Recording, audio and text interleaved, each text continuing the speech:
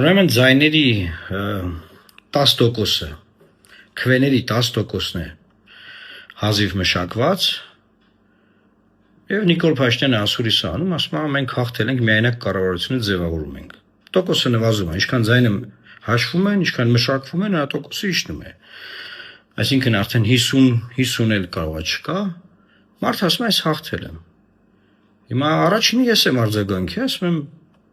ինչ կա, ես ինչ եք անում։ Երևանի տվյալները չկա, ո՞նց ես հաղթել, ինչ ես գրել։ Ասենք չես համբերում, հաշվես սաղ ձայները, ասես հաղթել եմ, ասենք եղավ ախպեր դե մի հաղթել ես մեր ժողովուրդ ես դու բոլորը ուրախ են երջանիկ են, ապրեք, ինչ ա եղել, իրար հետ ապրեք։ Բայց ասենք բայց ես ինչ ա։ Ու ես հիմա ապշած եմ։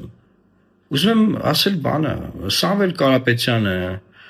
Նարեկ Կարապետյանը, Ռոբերտ Քոչարյանը, Գագիկ Ծառուկյանը, այդ խոշոր ուժերն են, չէ՞ իրանք խոշոր ուժեր են։ Բայց խոշոր ուժերի ձենձուն չկա, ինչ կա։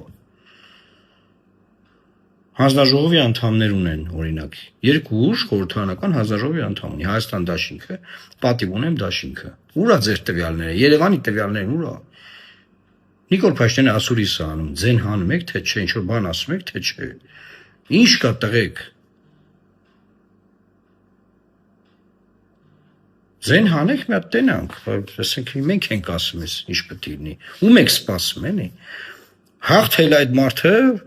կանգնեք, ասեք հաղթել է, ասենք դե դուք եք շատ ձայն տարի, ասենք եղավ, դե դուք որ գիտեք հաղթել է։ Ասենք նստած նայում ենք մարդը ասուրիսանում ասում հաղթել է, Մակրոնի հետ խոսացի, բան չգիտեմ այնտեղ։ Սաղ լավ, կառավարությունը ես ձևավորում եմ։ Ես մարդիկ պետք է նստեն։ Okay, գնացեք նստեք ախպեր։ Զանգեք բան ՔՔՀ, ասեք գալիս ենք նստենք, որտեվ պետք է նստեք։ Ինչ կա, ասելիք չունեք։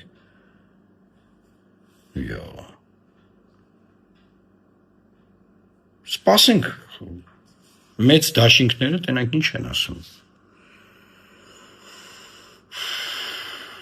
Ես իմ ասելիքն ասեցի։ Տվյալները չկան, մարդը հայտարարում է, ես հաղթել եմ։ Ընտրական օրենսդրության բոլոր նորմերի ոտնահարում։ Բոլոր։ Մնացածը դուք գիտեք։ Լավ մնացեք դե։ Ինչ ասեմ։